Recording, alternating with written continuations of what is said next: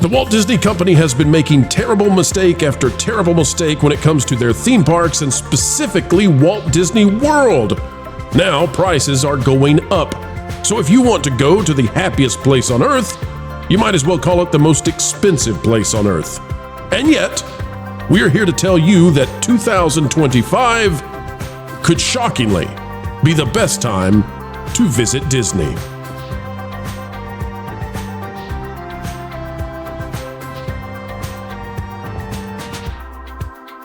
Hello, ladies and gentlemen, and welcome back to another video of pure excellence right here on the Pro Channel, where we as ever endeavor to explain entertainment and, yes, keep you ahead of the culture curve. We're happy to be joined by Vash Sky, who is an expert in all things theme parks. Vash, welcome back to the channel.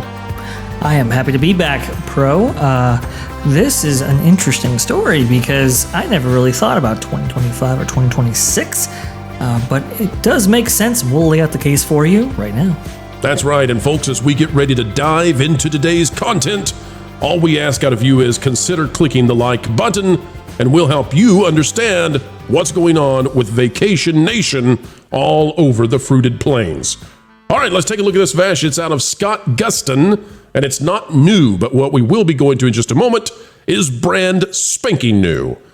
Gustin says, Walt Disney World ticket prices will increase in 2025, with the cheapest single-day park ticket increasing from $109 to $119. This will be the first ticket price increase since late 2022.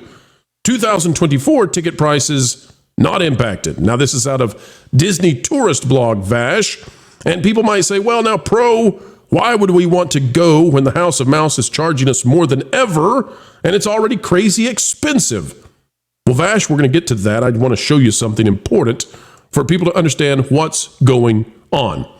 Now, Epic Universe at Universal Studios is getting ready to open in 2025 around the Memorial Day weekend, and it's going to put significant pressure on the Disney Company and Walt Disney World as they work very hard to defend what has been their number one market in the world. The biggest, most visited theme park ever, that's Disney World Resorts. Here's what we've got, though, out of thrill data. Take a look at this. If we take a look at all of the wait times for Disney and everything, what we want to see is we want to see by the year. And I'm scrolling down, folks. And by the way, I want to thank ThrillData.com. Take a look at this. They have improved their charts. We've gone to this before, but look at this beautiful line. The line shows us that, indeed, Disney has been in decline without failing all year long. We've been over it, but the line is beautiful. We won't stay there. Here's what we need. Take a look at this, folks. It is the wait times for the Walt Disney World Resort broken down into year by year. Now, why does this matter? Well, here's the answer. When you have the wait times, which are publicly available at Walt Disney World, averaged together for an entire year, you can basically figure out how crowded the parks were that year. So for 2014 and 2015, for example, you can see that the average wait times were about 28 and 30 minutes, 29 minutes in 2016. Then attendance skyrocketed, and Disney was doing great 2017, 18, and 19 before the pandemic landed. Now, Vash, we do not count 2020 and 2021. The reason that we don't count these is simple. It's because the wait times are completely weird during those years because Disney was instituting 6 feet distancing. They had plexiglass everywhere, and it didn't work the same. So your wait times are completely skewed and worthless for us. But as you can see, folks were ready after COVID to come back. 2022 saw a skyrocketing, the best year ever for Disney. Subsequently, by the way, we should say that the stock was doing pretty darn well during this time, about $200 per share. And this was, of course, under the CEO of Disney at the time, Bob Chapek. But he had to go because, well, he wanted to get Disney out of politics, and that just can't be allowed. So investors be darned. Then we go to 2023, Vash, and guess what? In 2023, average wait time is 37 minutes. And now in 2024, and remember, we're going to go back to that chart in just a moment, but the wait time is 34 minutes. Now, to go back to the chart, folks, take a look. Without ceasing in 2024, this is month by month, the wait times have been on the decline. So if we go down here, it could be that this actually gets worse. But it's already bad enough because if we take out 2020 and 2021, Vash, we are left with the realization that this year, 2024, for the Disney parks, just ahead, by the way, of Epic Universe opening, which will dramatically decrease their attendance, this is the worst year since 2016. In other words, Vash, it's been a long time since we've seen the parks this empty. And I would even dare say, Vash, that if we go back to 2014, 15, and 16, Disney had a better system in place that helped manage those lines. All of the convoluted system Disney now has, I think actually is making this look a little bit better for them than in reality, because I think they're less efficient in handling the lines.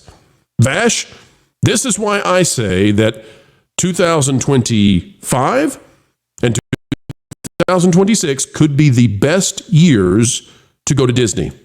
Here's why. Vash, I believe that as Epic Universe gets ready to open next year around Memorial Day weekend, with Disney already in decline, I think you're going to see Disney open the floodgates. This is my speculation. But I think you're going to see Disney open the floodgates in terms of discounts, promotions, everything they can possibly do to get people to go through the turnstiles. Vash, it's your turn. What say you? And I've got another reason when you finish. I got one more reason this is the best time to go to Disney coming up. Go for it. Yeah, we've already seen the slowdown reflected not only in the wait times, but also what the company is actually doing. We've seen a number of discounts for hotels already announced for 2025. Around the time Epic Universe actually opens, Epic Universe opening is going to be a huge deal. With William Moffat-Nathanson is already saying that 1 million guests at least will be cannibalized from Walt Disney World going over to Universal in order to take advantage of that park. So those are two big reasons why we're thinking that 2025, 2026 is going to be one of the best times to visit if you're looking for the lower crowds. Now, I do agree with you, Pro. I think there will be a number of discounts that the company's going to be looking to enact in order to get people in there as much as possible. And honestly, these wait times reflect what I've theorized has been happening, in which maybe attendance at Walt Disney World is down, and perhaps the per caps. This is why the company is very aggressive in this kind of price elasticity and really maxing out how much per guest spending, how much one individual guest spends on average. And that's why they're debuting systems like Premier Lightning Lane, for example. That's why they're trying to monetize those guests as much as possible, because I think there are just less guests to go around in which to collect revenues from. Now, Vash, I want to be really careful. There will be people out there, detractors. I know they shouldn't exist, but they do. We do have a few. They're the cupcakers, the heavy dosage pixie dusters, those who can see no darn bad in Disney at all. Well, I'm here to say that for the detractors, we've got some defense here. There are those who say that we should never, ever promote Disney, Disney World, Disneyland, etc., because the people who are running the parks and the company now, they're just not good people. They don't have Walt's heart at their heart, and I have to agree. But that said, the parks are still the dearest and nearest connection to the man himself who created it all, and also, people want to take their kids to go have the experience that once upon a time they did. They want to walk their kiddos down Main Street and see the castle, and I cannot blame them for that. For many, it's a rite of passage. For others, it is truly their happy place. A little slice of heaven where they recall hand in hand going down with their parents, their grandparents, their aunts, their uncles. You get the idea. Vash, the reason that I say that if that is you, if you fall in that category where you can't stand what Disney is, but you love what it was, and you want to go back down Main Street, if that's you, the next year is the best. And the reason is, out of that park place, again, not a new article, but we don't need it to be. Disney bulldozing rivers of America to make way for cars and villains in Magic Kingdom at Walt Disney World. It's by Marvin Montanaro. Vash, in 2025, the later half, and 2026, they're going to be destroying Frontierland, flat out. They're going to have construction walls everywhere. You're going to have loud construction equipment. Big Thunder Mountain Railroad is going to be modified and all of that. And I know Big Thunder's going to be down. And I know Tiana's is no splash. I know there are problems, but I'm here to say that Magic Kingdom, at least, is going to have much bigger problems in 2027 and 2028. So if you want to go and experience Frontierland as Walt envisioned it, the first half of 2025 is the time to go, especially if Disney starts targeting consumers and saying, listen, we'll give you hotels for 50% off so long as you don't go to Epic Universe. We'll get you in here. We'll give you whatever Lightning Lane Fast Pass system you need so long as you're not over there celebrating Harry Potter and that darn plumber we can't stand.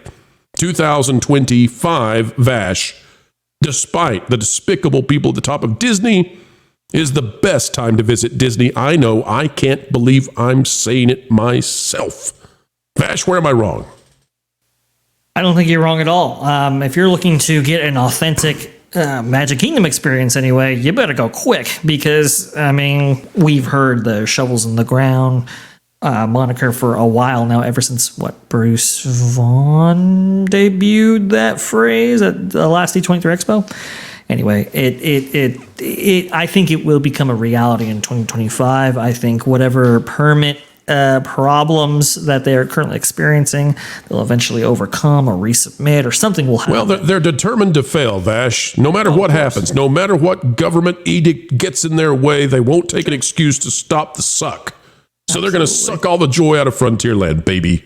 Right, exactly. So I think if you want to experience Frontierland, Magic Kingdom as it currently exists and so forth, you better go really soon.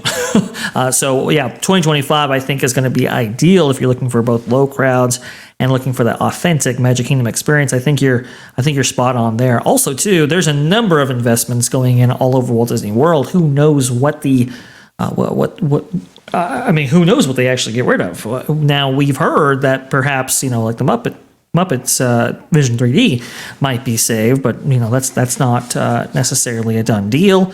We've heard that a number of attractions and experiences might be affected by this $60 billion investment.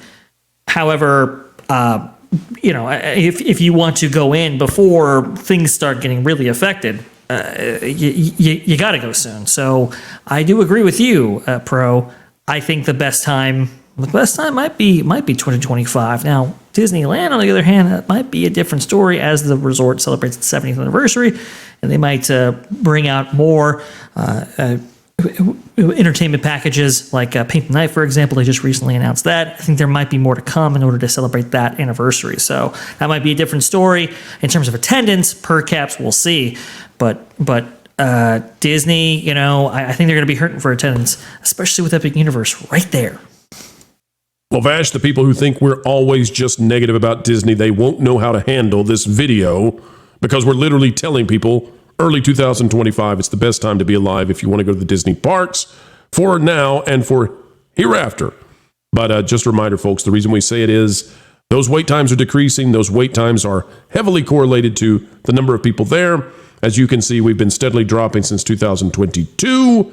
And oh, by the way, 2022, since February, nonstop consecutive drops. October's not done. They might finally stop the bleeding, but it's, too late because that line does not look like any of the other lines where you can see the ebbs and flows, the winters, the summers, the ups, the downs. Nope, it's all just downs and frowns in 2024.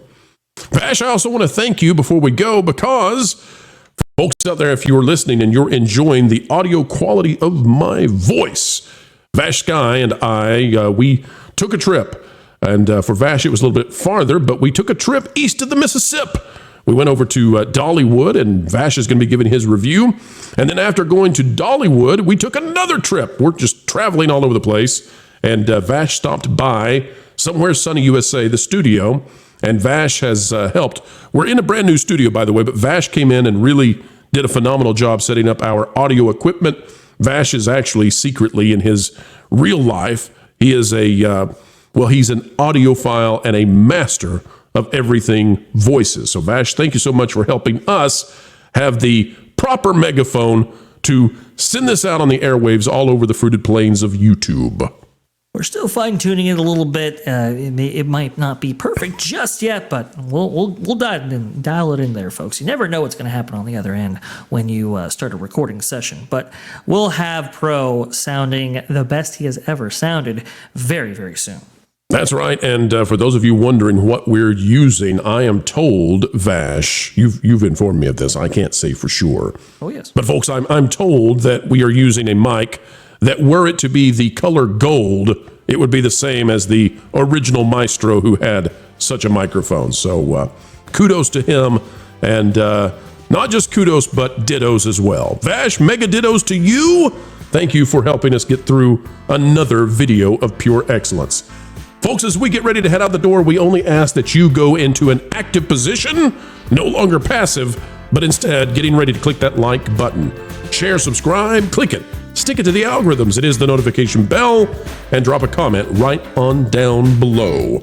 A mind is a terrible thing to waste, so waste not yours. Join a community dialogue. Folks, until the next time we have the honor and the opportunity to spend time with you and share your day, we wish you well and send you on your way with this final note. Wherever you are and whatever you're doing, keep learning, keep growing, and as always, keep having fun. Listen up, my brothers and sisters. You've been listening to Phils and those with an agenda to destroy your brain cells for far too long. It's time to change your way of doing things. Hold up. TPP is the place to be. Covering the news so honestly. It's a team that's cool and tried and true. Ahead of the culture curve, they're trying to keep you. Jonas and Pro, they run the show, and they dragged in the bearded culture casino. You got Valiant and Lord and Fourth of Light. Wonderful people, yeah, they're alright. They got weird bringing in people like Floral, but made no mistake with Lorena Creole. Amelia and John, stuttering guitarist. Martin and Tawny, and someone called CMS. Fat Steven makes a bunch of all the graphics. Did I mention a partnership with Bending in the comics? Vash Sky is a guy, and Doc Matt does the web stuff. There's probably some people I missed. I hope they're not telling you the news that should be fun. With accurate info that's not been spun, you can figure it out as you will see. The TPP is the place to be. Yeah, Wilton. That was actually pretty good, or white. But I think you might have forgotten Vash. Well, he lost all his friends. But it was implied.